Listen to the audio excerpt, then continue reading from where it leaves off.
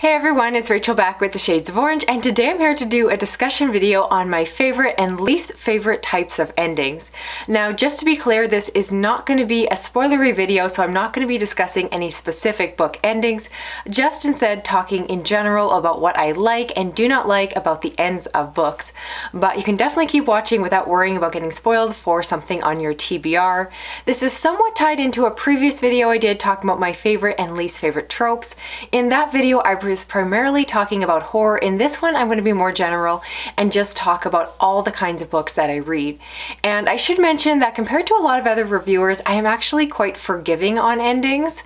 So I admit that I will read a book, enjoy the journey through it, and even if I don't love how it ends, I can still give the book a good rating and would recommend it.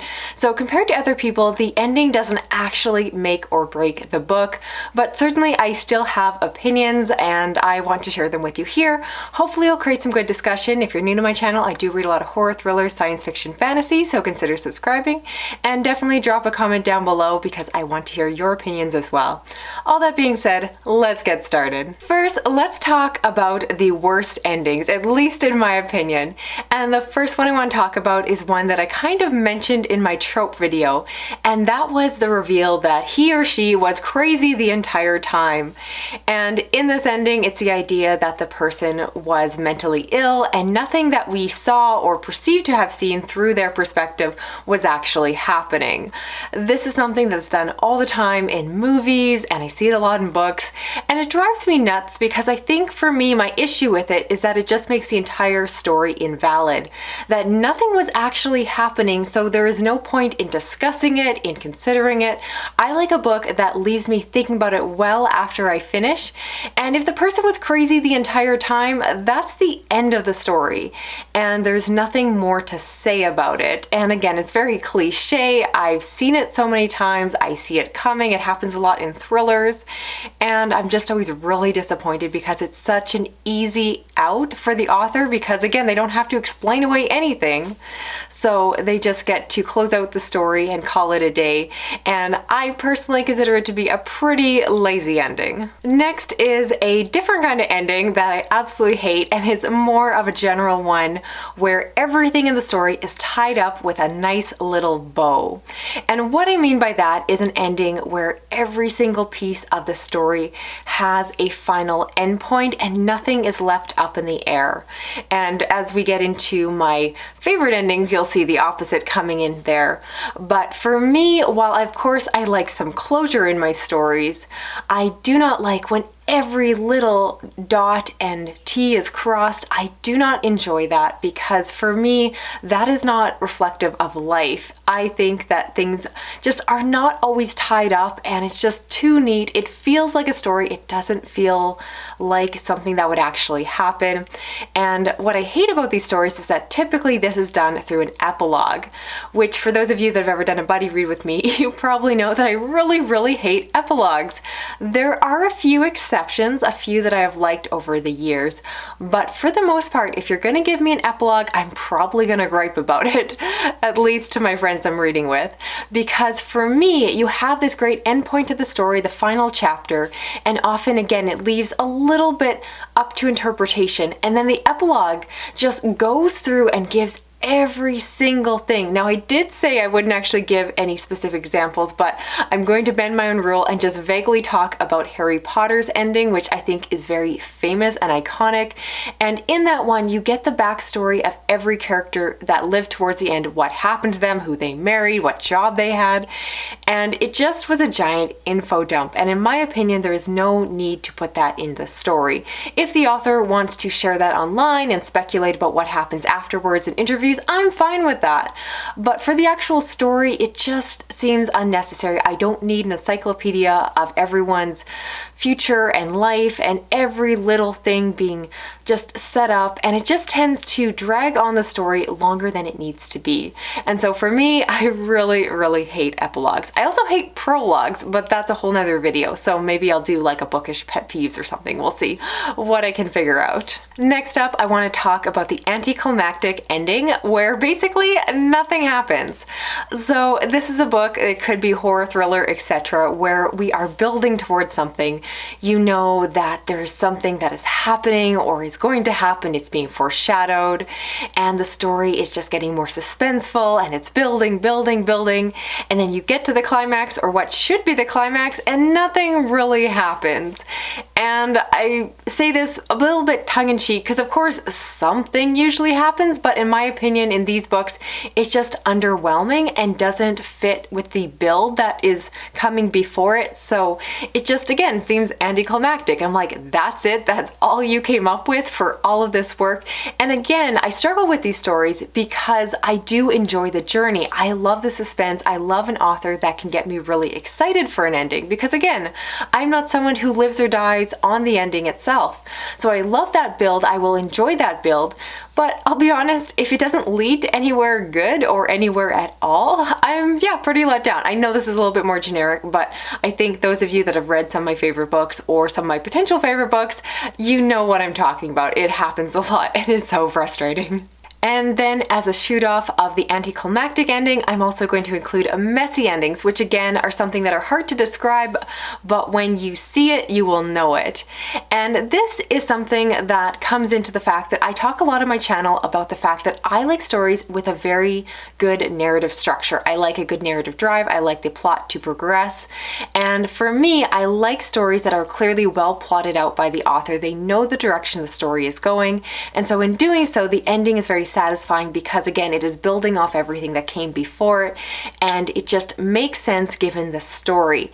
And so I really like what I describe as messy endings, meaning that it's just all over the place. The author feels like they are just pantsing it and not actually going about and creating a detailed narrative. Instead, they are just winging it, and you can tell because things are coming out of left field. There isn't a sensical explanation for why things are now happening, and there hasn't been any foreshadowing for something that probably could have had a little bit of lead up to it, and it just feels messy. And again, I know this is really generic and only because I don't want to spoil any books, but I've definitely read a lot. I'd say the horror genre in general is really bad for messy endings because again, I think it is hard to write an exciting horror ending, which is why the genre is known for such bad endings, because you have a really cool idea and then you just don't quite know how to execute it when it comes to the big climactic moment. And so they just throw everything at the wall and hope that something sticks for the reader. That's my impression, at least, when I read these books. Now, switching gears, let's talk about my favorite endings. Again, I'm not going to name any specific books, but I have certain things in books that when I see them, I love them. The first being ambiguous endings. Now, this might sound contradictory to what I was previously saying about liking a story with a good narrative setup that really leads to a satisfying ending. But for me, a satisfying ending does not mean, again, that everything is tied up with a bow. Instead, I actually really like ambiguous endings, but I like them as long as they feel purposeful. So it doesn't feel like the author couldn't figure out how to end a story or they just left off in the middle of a sentence. Instead, as long as it feels like it was done with a lot of intention, I like ambiguous endings. And that goes back to the fact that I really like a book that will leave me thinking about it well after I've finished. And for me, the best way to accomplish that is to leave some things ambiguous. So it doesn't have to be the entire story is left up in the air. You have no idea who lived or who died, but there's just at least something significant about the story that is not resolved by the end, or could be interpreted a few different ways depending on how you read it. You know, the idea of did something actually happen or was it in their head and it's never quite resolved. I love that a lot. So if you do follow my channel really closely and have read a lot of my favorites, you're gonna notice that is something you will find in a lot of my favorites. So again, I'm not saying which ones, but they're definitely there. It's something I really enjoy. Next on my list is something I like, but I know that not everyone does, and that is any story that involves some kind of redo or jump back in the timeline. So this could be a story where you follow it all the way through and then right at the end, something happens and then the story is erased and the characters possibly get to redo the same events in a different order. Now, I'll admit that this can be done poorly and I should not like it because again, it goes with the fact that it erases everything that's happened before, making it all irrelevant, and the story we just read had no purpose. But I like it if it's done well. So a few things I want to see in these stories. Ideally, some kind of foreshadowing that this is possible. Somehow it needs to fit into the narrative device so it doesn't feel like, I think the term is machina, where the story just kind of, waves its hand and everything gets figured out. If they have a really good reason that they're able to do that, I find it to be a really satisfying ending. And partially it can be the fact that I like when this ending is done in non-science fiction stories, because it's kind of a sci-fi ending. So when it shows up in like a horror story or a thriller, it always surprises me because it kind of pulls something that I wasn't expecting and gives me an ending that I, again, wasn't expecting because of the genre that I'm found it in. So I like these endings, but I totally acknowledge that not everyone does, and I will admit that I like them to be done very well. So not every time I see this, I love it, but I get pretty excited when it shows up. Usually I'm a good fangirl of these moments. Next, I want to talk about endings that reward the reader for paying close attention to the book. And what I mean by this is I really enjoy stories where there is a lot of foreshadowing, where there are a lot of little details that the reader may not or may pick up along the way. And when you see them, they foreshadow the ending, they give you ideas of what's to come. And again, it goes back to having a really good narrative structure. These are the kind of books that I love to reread because often I don't pick up all the clues the first time around, but I enjoy rereading them because I get more out of the story with additional passes through the material. And I love these stories in terms of plotting, and I think it's done really well in terms of horror, and I see it a lot more in like thrillers and mysteries because again, they'll give you clues as to who done it, and I just really enjoy that. I appreciate an author that puts in that additional work, and again, it puts in clues that the reader may not even pick up the first time around, so it's a lot of extra investment for the author to do that work.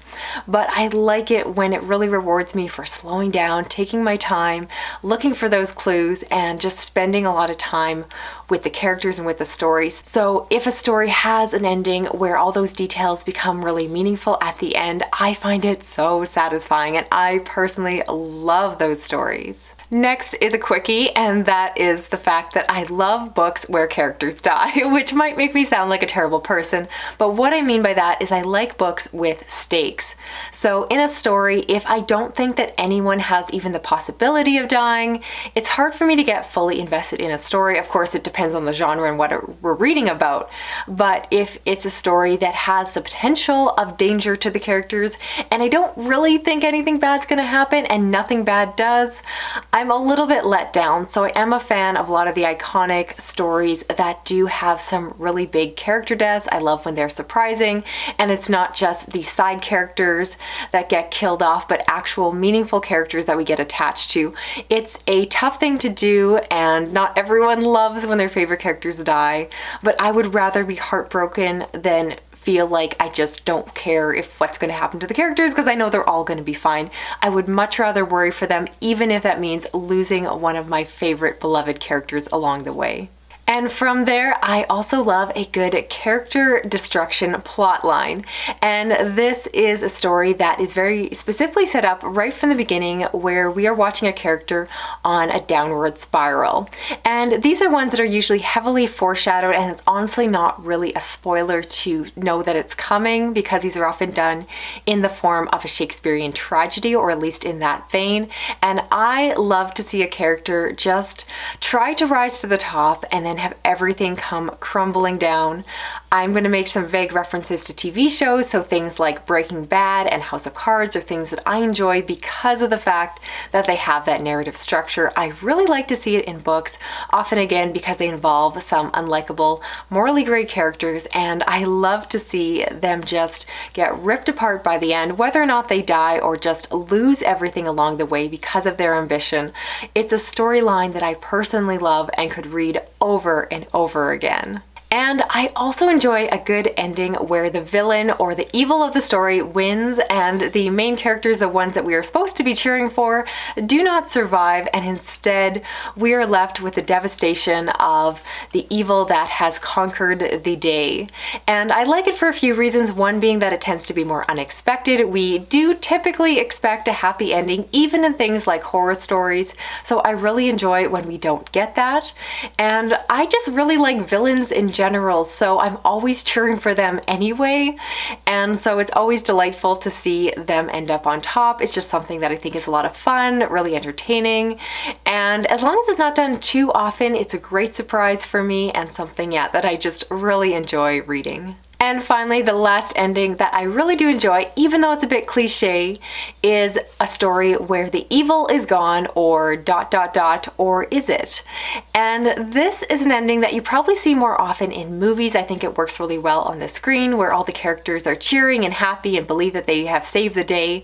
However, we usually cut to a scene where you realize that the evil is not quite dead, it's maybe coming back slowly.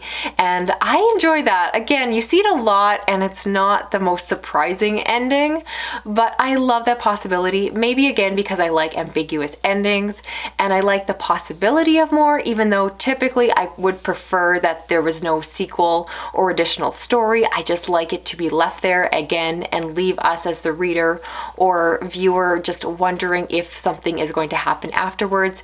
It creates that sense of unease, and for me it's just a really fun ending. Again, I know it's done so often. It's not the most surprising thing you will ever see in an ending, but I'll be honest, I enjoy it. There's a reason they do it, because there's people like me who get a kick out of it every time they see it. So that is it for this video here. I would love to hear, what are your favorite and least favorite endings? Do you agree with me? Do you disagree? That is totally okay. The reason I make these videos is to have some good discussion and get everyone chiming in. Let's keep this all really spoiler free, because just like you, I have not read all the books, I have not watched all the films, so let's keep it as ambiguous as possible in terms of making references to other media. Instead, let's just talk generically about what we like and do not like in endings, and let's keep the conversation going. If you're new to my channel, again, consider subscribing. I do read a lot of horror, thriller, science fiction, and fantasy. You can help me out by sharing this video around online, giving it a thumbs up. You can give me a little emoji in the comments to let me know that you're here, and if you hit that little notification bell, you'll never miss a video from me. Thanks so much for watching. I'll talk to you again soon. Okay, bye-bye.